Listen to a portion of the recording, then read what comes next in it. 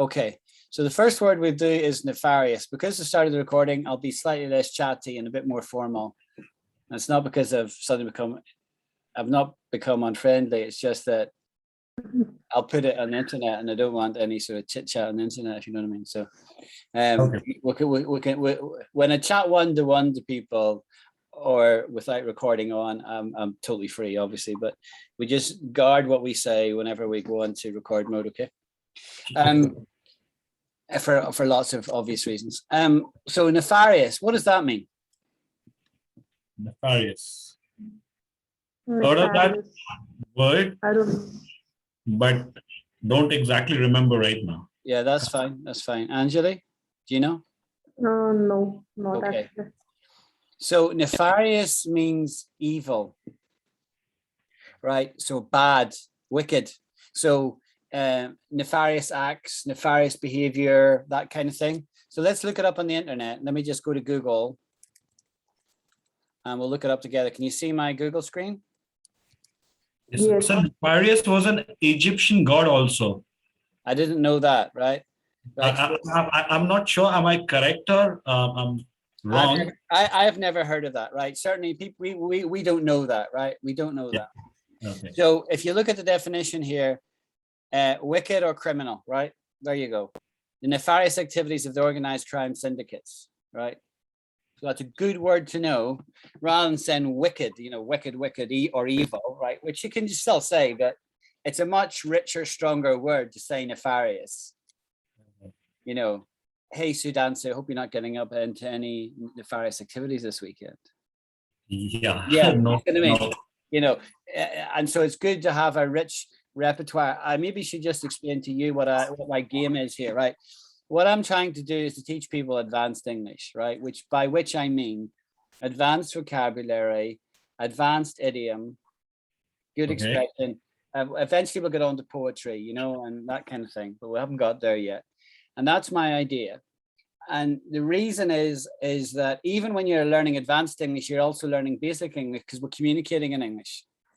Yes, sir. So people are needing to tune their ear into how a native sounds when they speak. Yes, sir. And you also get practice speaking, obviously. And in fact, the smaller the group, like today, it's kind of very intimate. There's only 3 of us. So you get lots of talk time. It's not so easy if there's 10 of you. You know what I mean? Yes. You get practice speaking, practice listening, you get advanced vocabulary, but you're also getting basic vocabulary and basic interaction just through the practice.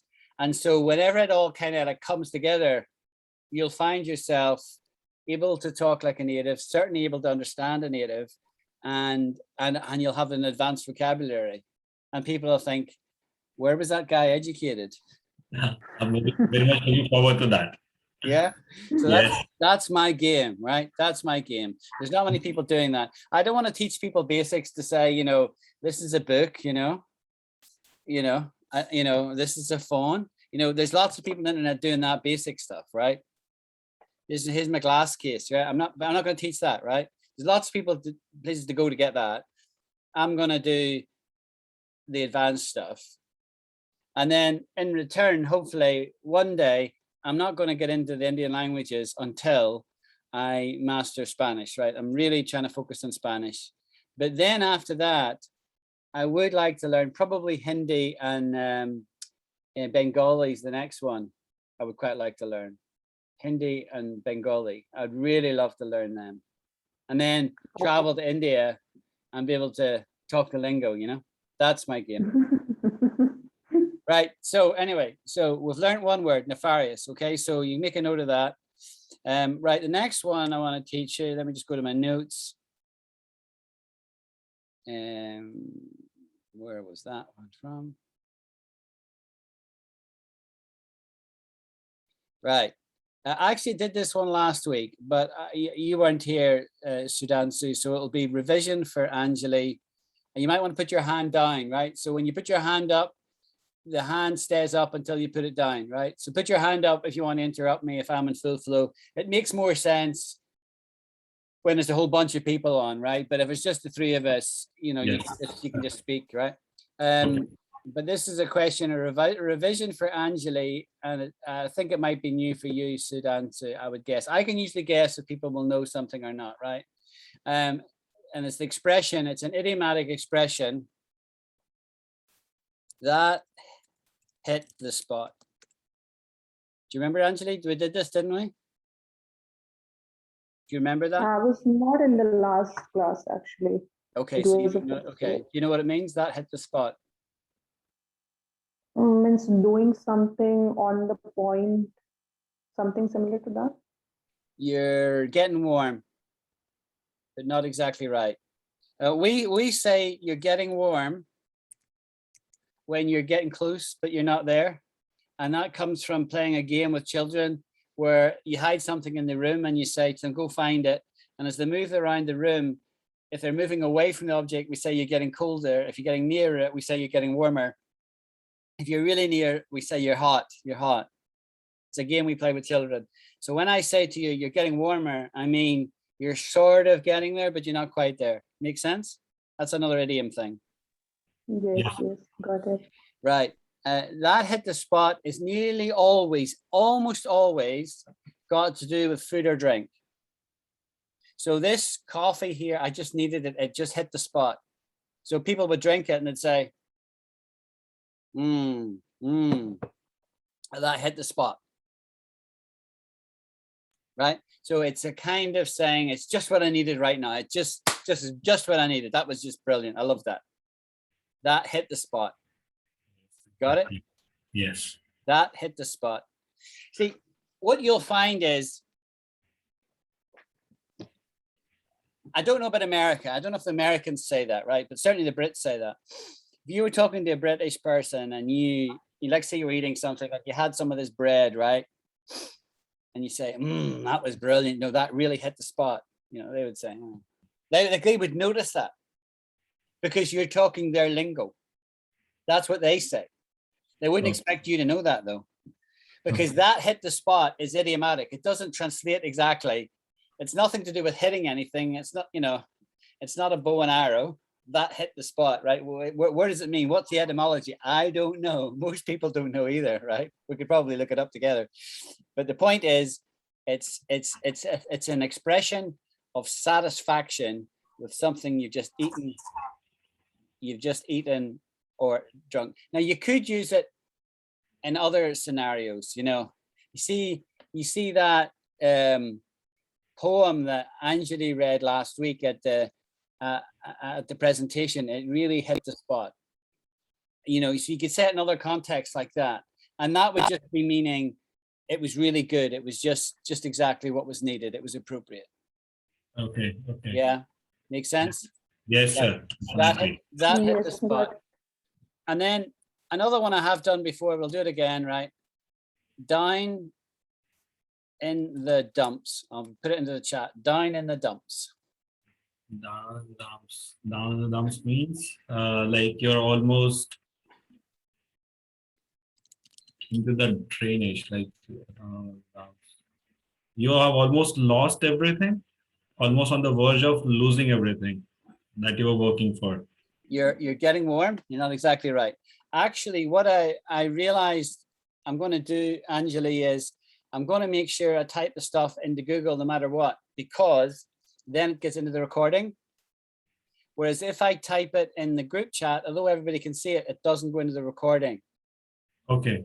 So I just did hit the spot there. Sorry to interrupt you. And you look at what it says. Be exactly what is required. The cup of coffee hit the spot. See that? Yes, sir. Google were listening to me. They were listening in. Yes, it does. Social media hearing. Yeah, the cup of coffee hit the spot. It was exactly what was required, right? But you could use it in other contexts, okay? Okay. That's a good example of that. Now, down in the dumps, let's do that, right? You were sort of getting there, but not quite, right? Down in the dumps means a person is depressed or unhappy. Anjali was feeling a bit down in the dumps, right? Because somebody stole her bicycle. and she knew she couldn't easily replace No, no, no, no. it, you would be down in the dumps if that happened, right? Or maybe you're just not feeling well, you know, whatever, you know, something happened, you're down in the dumps. So think of the characters, you know, the character Eeyore and Tigger in that. I don't know how to spell Eeyore. Is it Eeyore? Yeah, there it is. Eeyore. You know this guy here? You know this guy? No, No? You don't know this guy? no, I don't know. Do you know Winnie the Pooh? Yes, it's from Winnie the Pooh, the friend, the sad friend of Winnie the Pooh. Yeah, exactly. Exactly. Come on, Anjali. All of that reading of literature to do with country policies has made you boring, right? All that academic stuff you've done, you know, you have to have fun. So Tigger, this is Tigger, and Tigger's always up. He's high, he's happy, he's, you know, he's really a funny guy. Everything's happy, everything's great, the world's great, the sun's shining. And Yes. Eeyore is down in the dumps and it's really sad, it's really terrible. And so the different characters that you meet in this Winnie the Pooh thing are all different kind of personality types. See? Yes, sir. So there you go. So Eeyore. So down in the dumps simply means a bit depressed, right? It's just an expression for a bit depressed. Okay, right. Next one. Face the music. See the music. Face the music, right? This is a very, very, very common expression. Face the music. Anybody know that? Anybody know? This means you're now face the music means like right now you're facing the situation that you are actually speculating. I think that you're expecting. No, not quite. I No. have heard this feel the music is very common and It is. understandable. It's very common. Yes. Yeah, Yes. yeah. But what it means is you have got to own up to something. That's what it means, right? So here you go. To accept unpleasant consequences. After several years of cheating his employer, the embezzler finally had to face the music. So remember what I said, he had to face up to something. He has to own up to something, right? You got to face the music.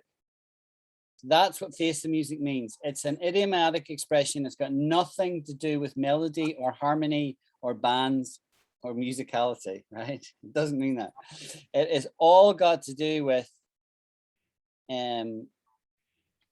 face the music, let's just say definition, meaning. He confronted with the unpleasant consequences of one's actions. We would later have to face the music over our bold moves. Very good one to know. Put it in your arsenal, keep it in your back pocket. So, I don't know the best way to learn these things, but probably when you learn them, write them on wee bits of paper, like a wee Yes. flashcard, and then take it with you or on a phone. yes. And Yes, then you sir. can just look at it on your phone, you know, these flashcard apps that are available. And then once you've said it a few times, and what I encourage people to do is when you're talking to me, you can either seriously or in a joking fashion use it. And then that's how you'll remember it. So I'd be really impressed if you said to me next week, Alan, I had to go and visit my boss and had to face the music, you know, and then because blah, blah, blah, right? You used it back to me, then I know you've gotten it. So I encourage people, even if it seems a little bit unnatural, is try and make up sentences that where, you know, if you could say a few sentences and use the word nefarious, hit the spot. Yeah, I was really down in the dumps because I had to go and face the music. You know, I'm going to give you lots of kudos if you can, you know, prove that you've actually weren't just listening, but actually you learned it because you took it in and then replayed it to me. Make sense? Yes, sir. This class actually hit a spot today. Good. Well done.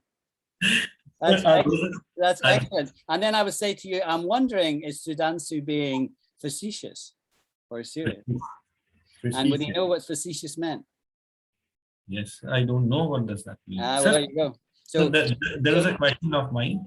so if you were facetious, you'd be treating a serious issue deliberately, inappropriately, humor, or flippant.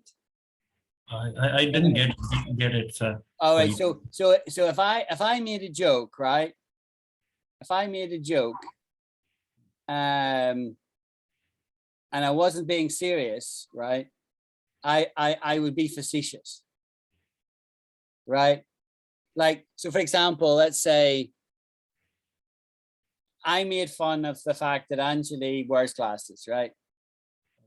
I made fun of her glasses, you see? Well, we're all three of us have got glasses, so I've really got not a leg to stand on. But if I made fun of her glasses and she said, oh, you can't talk to me about my glasses, then I could say, well, look, I'm being facetious. I'm not being serious. I was only joking, Anjali.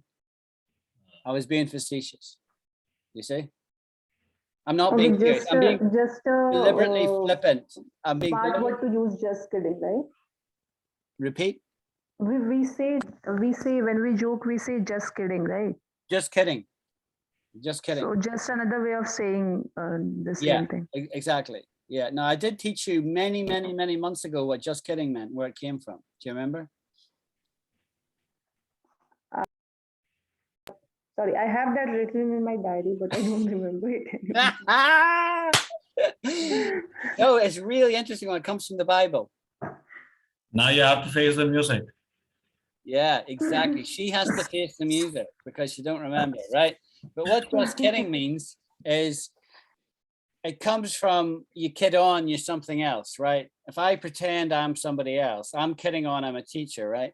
I'm not really a teacher, I'm an IT guy, right? But if I kid on, I'm a teacher, where it comes from, there's a story in the Bible way back in Genesis, at the beginning of the Bible, and it tells us about a man called Jacob. And Jacob, his father was called Isaac, and Isaac had I remember. Remember now? He had two sons, Yes. Jacob and Esau. Yes, and he was dying, and another son came there, and as his last thing. I remember that. Right. Now, let me just explain it for Sudansu's benefit, Yes. right? So these two brothers are twins, okay? And Esau is the oldest brother. And the way it worked back then is the oldest brother would inherit the bigger blessing compared to the younger brother, right? So Isaac was going to die, and he was going to bless his two sons. So he said to Esau, go out into the field. He was like a man's, what we would call a man's man, right? He was a guy of the field. He used to go hunting. And so his father said to him, go and get that venison, hunt for some venison and bring me and prepare it for me, which I love. And we'll have a meal, and then I'll pronounce my blessing on you. Okay? So what is venison? Venison is deer meat. Okay, deer meat. Okay. Yeah, off a deer. Okay. So we would talk about beef as from a cow, and chicken is from a chicken, obviously. Fish is fish. And we talk about mutton from a sheep. The meat from sheep. A sheep, we would call it mutton. I think goat meat you call mutton. So both actually. Do you? Okay. And lamb is lamb, right? And yeah. Anyway, so veal, so venison is meat from a deer, okay, and has a very distinctive taste, and we eat it in Scotland, right? Anyway, so Isaac said, "Go and make me that. Go and prepare it, and I'll." Right, but the mother Rebecca heard all this, and she favored the younger son, the younger twin, who was called Jacob, and said to him, "Go and prepare some meat from a kid, right? A young goat, a kid. Prepare it as if it's deer.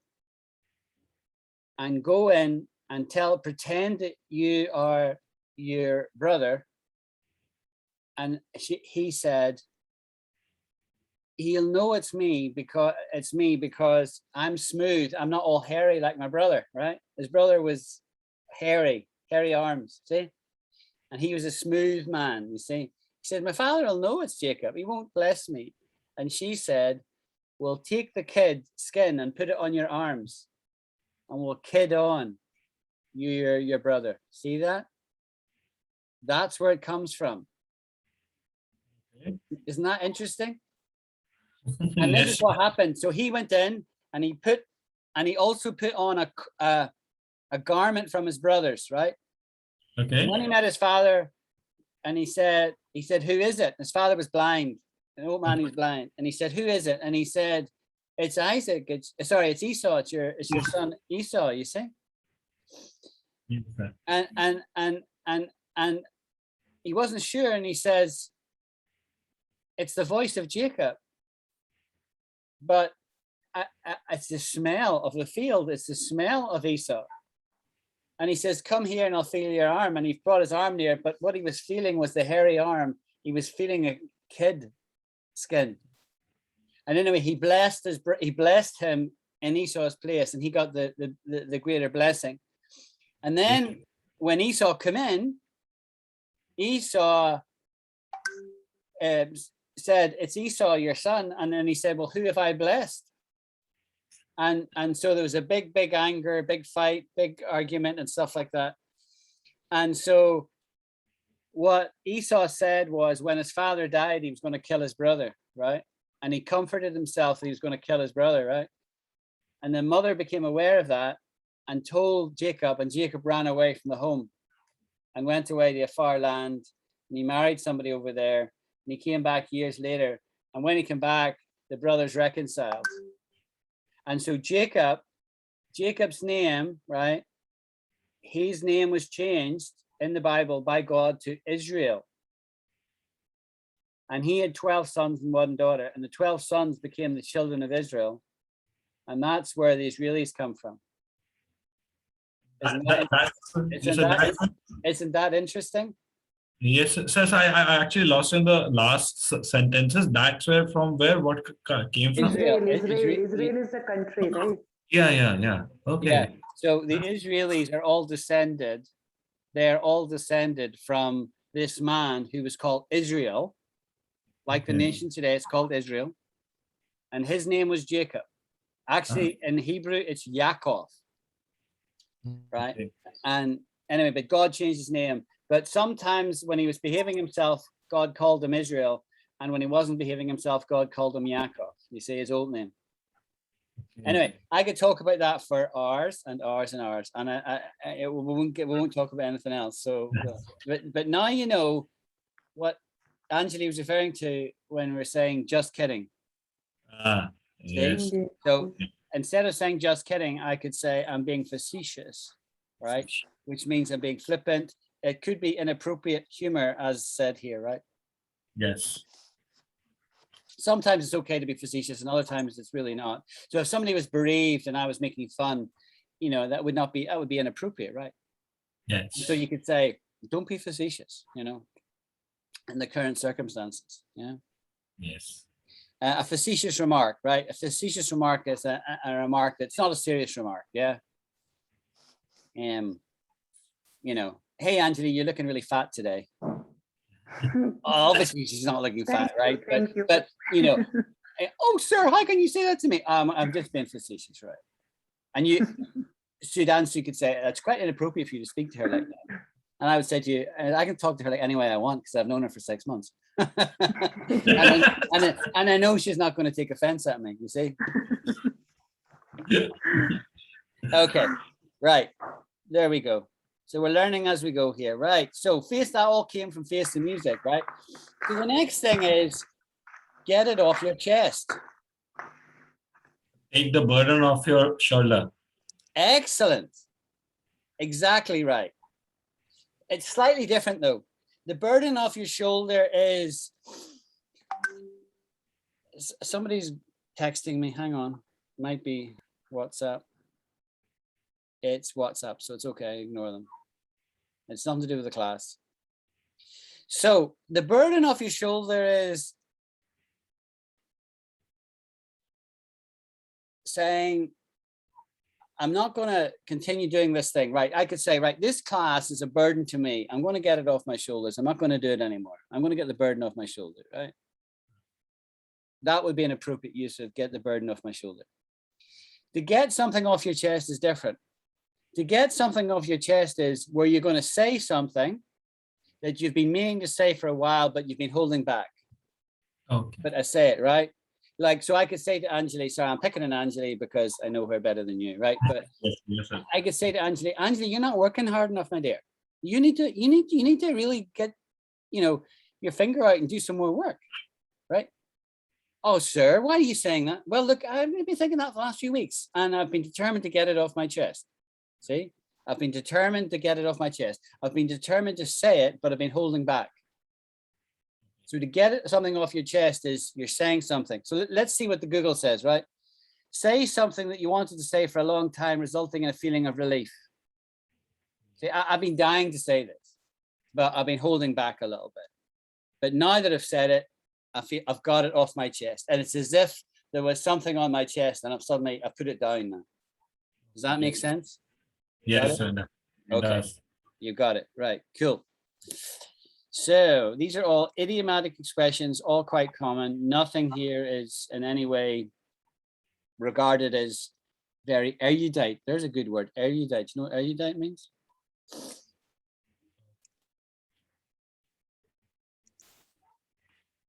Erudite is having or showing great knowledge or learning.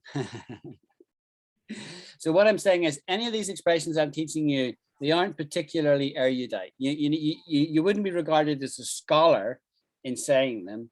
You would just be regarded as a native. Make sense? Yes, sir, it does. If I tell you something that I would regard as a scholarly word or an erudite worded expression, I will tell you that. And I'll say, if you say this, the man in the street will not understand you. Like if you quote Latin, if you say Latin expressions that have made its way into English, the man in the street or woman in the street will not understand you, but an educated person would, right? Yes, right. Definitely. So, and there's things that, but there are Latin expressions that everyone would understand, or French expressions. There's, as I pointed out to the team through the time, there's many other language words that have made their way into English, and we would say them as if they were our own, but they're not really our own. Like c'est la vie is a French expression that means that's life, right? Right. I've been really busy this weekend, but c'est la vie, right? C'est la vie, and that means it's life. It's life, yeah. Or I'm interested in meeting people who have je ne sais quoi. Now it's a French expression that literally means I don't know what. Right, and it's spoken about people that are in some way special. I like to meet people that are special, not ordinary. And what have they got that other people don't have? I don't know. I don't know what they have. I don't know what. See that? Yes, sir. The French speak about somebody who's kind of like not necessarily a celebrity, right? Celebrities can be ordinary people, right? But somebody who is in some way like. Where I would use it is if I'm trying to employ people, right? And there's 5 people interviewing for a job position. I want to find the one who has je ne sais quoi. The one who has that little something that's a bit different that I don't know what it is. And it's hard to put your finger on what it is, but you just sense there's something about that person that's special. You got my drift? You got my drift? Yes, the Z factor that people actually call it nowadays. Yeah, exactly. And I also said there, got my drift. Did you hear that? What did it mean, get my drift? Getting your drift, like to the direction that you're actually trying to get us. Yes, exactly. You're following me. I'm asking basically, are you following me? You got me?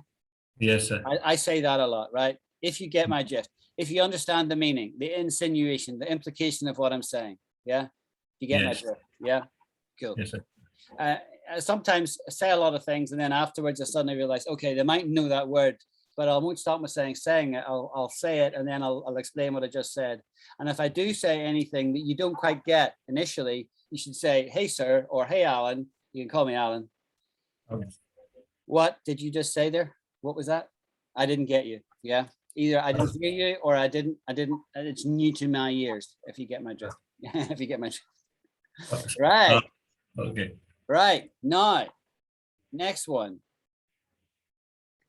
Just what the doctor ordered. What does that mean? You heard that?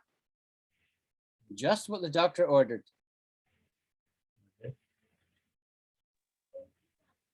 No, you don't know I this think expression? something, it's similar to that one, that hit the spot. Yeah, exactly. Exactly. Mm. You are right. Top marks.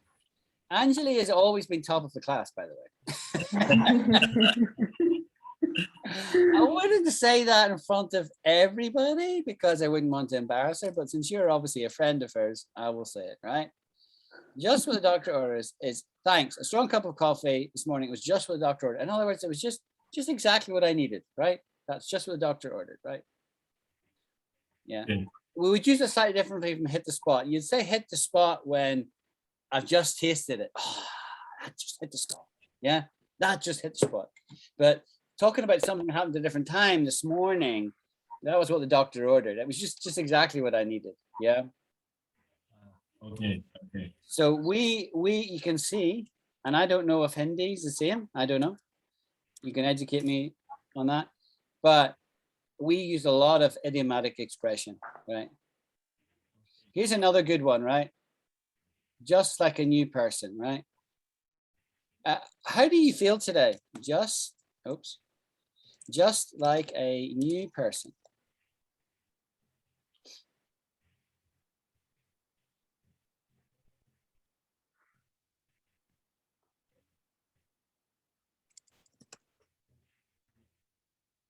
I feel like a new person. To feel completely refreshed and in good health and spirits, especially after an exhausting or debilitating experience. Debilitating is a good word we'll come back to. After he had some time to recover from the surgery, he felt like a new person. Sure, definitely it works. After a power nap, I just feel like a new person. Exactly. I want to know how you get time for your power naps. Especially in sales. Especially in sales where the numbers count. It's the only thing that counts. Yeah. So feel like a new person, right? That's a good expression. How do you feel today, Alan? I am feeling like a new person, or I am living the dream. Do you know that one? Living the dream?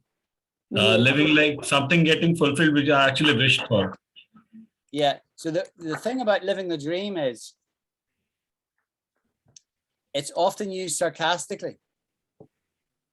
Right. Okay. So how you doing, Angela? I'm living the dream, but she's not really. She's a bit depressed, right? But she says the opposite. Okay. Right. In fact, I would judge, in my judgment, most people say it sarcastically.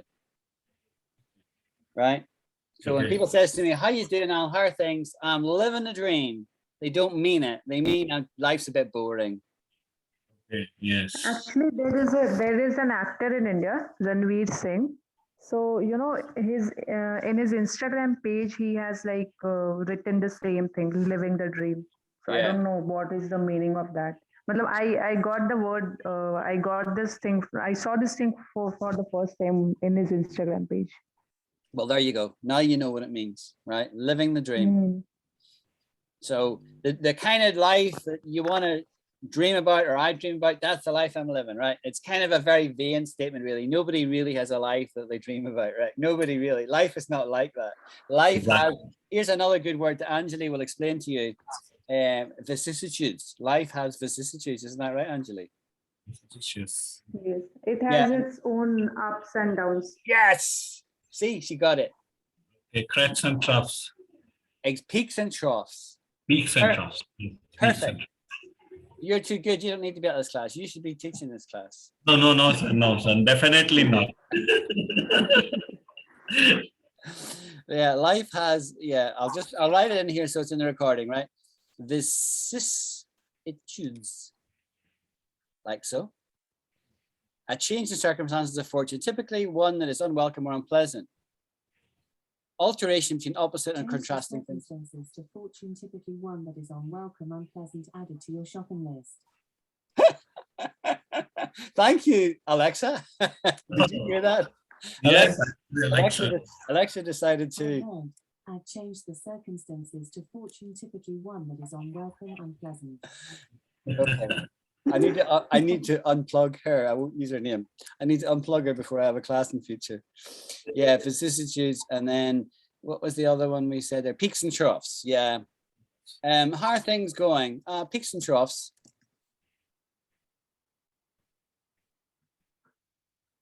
Yeah, you got that. Do you know? Here's a good word. What nadir means? Nadir. Oh, I heard it the very first time in my life. Really? Okay, good. The lowest or most unsuccessful point in the situation. So it's like the opposite of the peak, right? So the trough, there's the peak and the trough. Yes, yes, yes. Yeah, but you could also say nadir is the lowest point. You know, it's the nadir of the curve. The very lowest point of the curve is the nadir. Okay. Yeah, you'd still say peak, or you could say the summit is another word. It's good to have multiple words to say the same thing in different words. So when you're saying, you don't repeat yourself, it doesn't sound like you have got a limited vocabulary because you keep saying peak, peak, peak. But you could say peak, or you could say summit, or the highlight, you know. Okay. Yes. And you could say the trough, or you could say the nadir, you know, and so on, right? So that's a good word to know, nadir, nadir. All right, I'll teach you one more word, that's 7, and then I'll finish because I need to go spend some time with my family. Yes, Right, here's the last one. This is another idiom.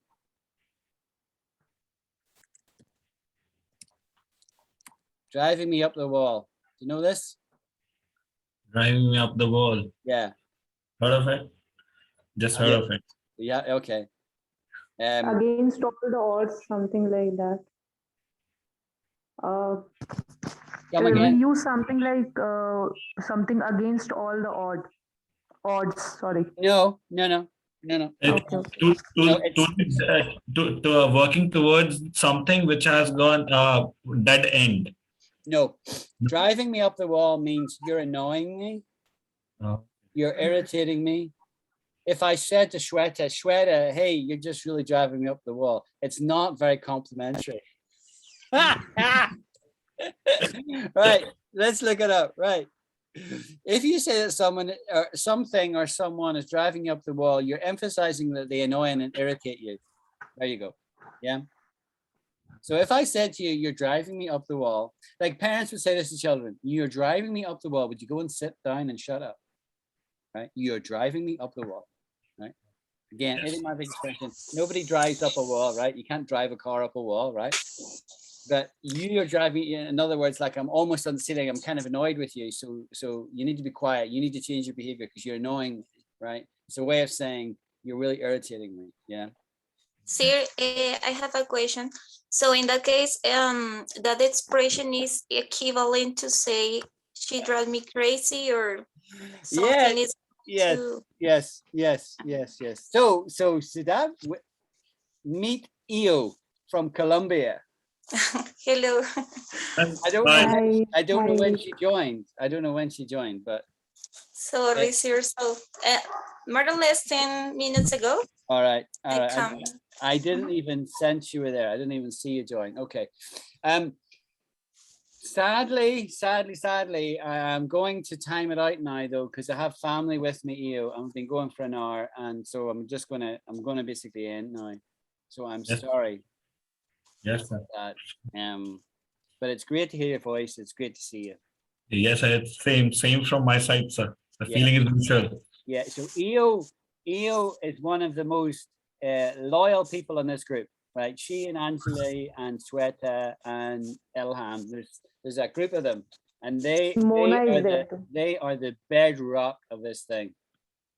But unfortunately, sometimes the timing doesn't always work with everybody different, because Io is 6 hours behind me in UK. You guys are 5.5 hours. So we are 11.5 hours apart here right now. It's amazing, really. Hope to get my name engraved on the wall where their name's at. Very good. I love people with sense of humor. That's great. Okay, so anyway, I will share the recording. This will be a short and sweet lesson, but it's just because of family. I can't really go on too long. So I'm sorry about that, Io. I've missed Don't worry, sir. So I've missed you. for me, it's a pleasure to be here again. What I will do for you, Io, since you're just joined, I am taking my sister to the airport, and on the way back, I've got half an hour to kill. And if you're free, I'll chat to you on WhatsApp if you want. If you're free. Yes, Okay, I'll yes. text you and say I'm going to call you if you're free, and I'll text you and we can have a chat. Okay. Yes, sir. I am free, so it's going to be something nice That's good. if we can chat. Okay. Right. I'm going to end it here, and Yes. I'll see you all next week. If you join the group, so Sudanshu, you'll get Yes, sir. all the notifications, and I'll make sure that Anjali passes on the information to you as well. Okay. Okay, sir. Next week I'll be in the class and I'll install the Hello Talk also. Okay. Sounds good. See ya. Bye. See ya. Bye. Thank Bye. you. Bye. Bye. Bye, everyone. Bye. Bye. Thank you. Bye.